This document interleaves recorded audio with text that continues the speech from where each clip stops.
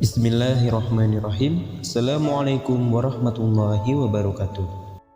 Alhamdulillahirabbil alamin. Puji syukur kehadirat Allah Subhanahu wa taala serta solawat serta salam tak lupa kita sanjungkan kepada Nabi Allah Nabi Muhammad sallallahu alaihi wasallam.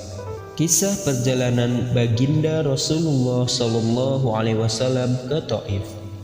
Selama 9 tahun sejak masa kerasulan, baginda Nabi Muhammad SAW telah berusaha menyampaikan ajaran Islam dan mengusahakan hidayah serta perbaikan kaumnya di Mekah.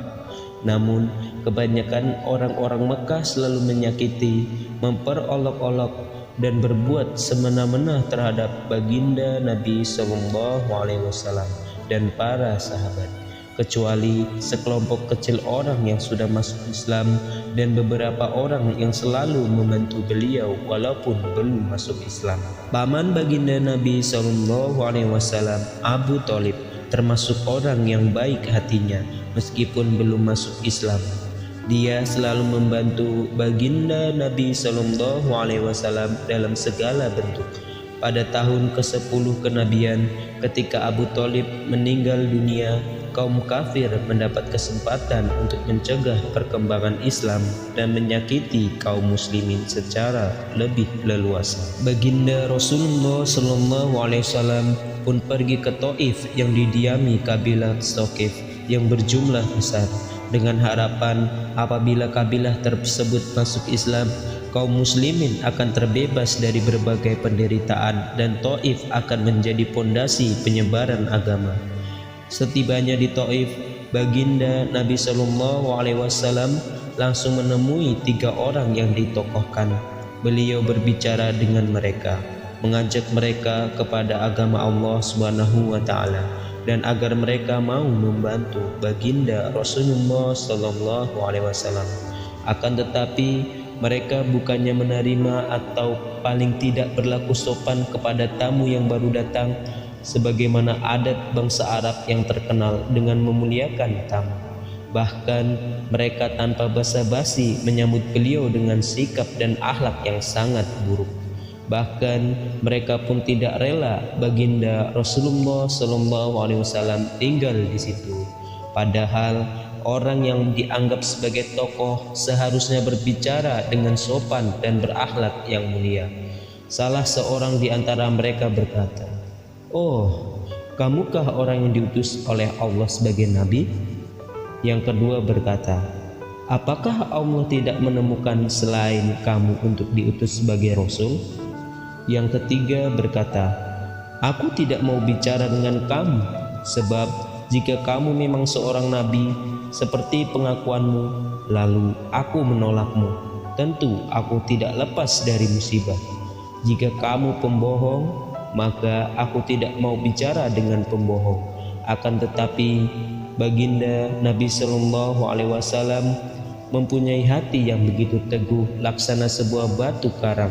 Beliau tidak berputus asa dan terus berusaha untuk mendekati masyarakat umum, tetapi tidak seorang pun yang mau mendengarkan beliau. Jangankan menerima, bahkan mereka menghardik, "Tinggalkan segera kota kami, pergilah kemana kamu suka." Ketika baginda Nabi SAW sudah tidak dapat mengharapkan mereka dan bersiap-siap untuk kembali, maka mereka menyuruh anak-anak kota Taif membuntuti baginda Nabi SAW. Mereka lalu mengganggu, mencaci dan melempari baginda Nabi SAW dengan batu sehingga kedua sandal beliau berlumuran darah. Dalam keadaan seperti itulah baginda Nabi SAW meninggalkan Taif. Di tengah perjalanan, tatkala sudah merasa aman dari gangguan anak-anak nakal itu, beliau berdoa kepada Allah Subhanahu wa taala, "Ya Allah, aku adukan kepadamu lemahnya kekuatanku, habisnya upayaku, dan kehinaanku dalam pandangan manusia.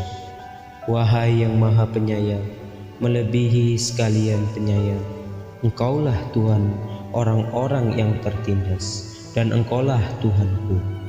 Kepada siapakah engkau serahkan diriku? Kepada orang asing yang akan memandangku dengan muka masam, atau kepada musuh yang engkau kuusahakan kepadanya segala urusanku? Tiada keberatan bagiku, asalkan engkau tidak murka kepadaku. Perlindunganmu sudah cukup bagiku. Aku berlindung kepadamu dengan nur zatmu yang menyinari segala kegelapan, dan dengannya menjadi baik segala urusan dunia dan akhirat. Aku berlindung dari turunnya kemarahanmu kepadaku atau kemurkaanmu kepadaku. Aku sanggup berbuat apa saja hingga engkau ridho. Tiada daya dan upaya melainkan denganmu.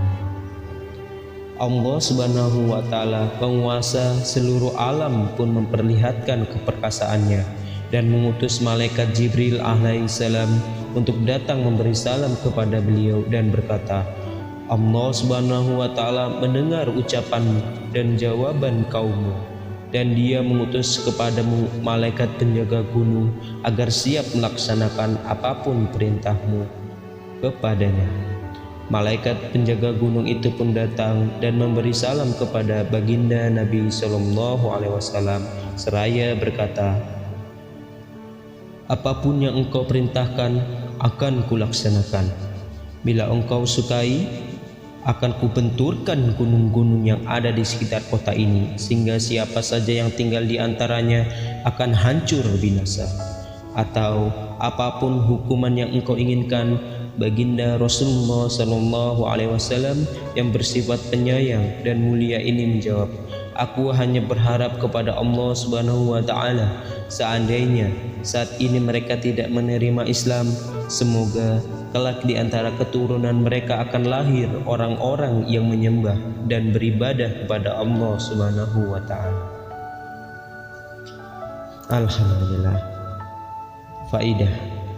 Demikianlah akhlak baginda Nabi Sallallahu Alaihi Wasallam yang mulia.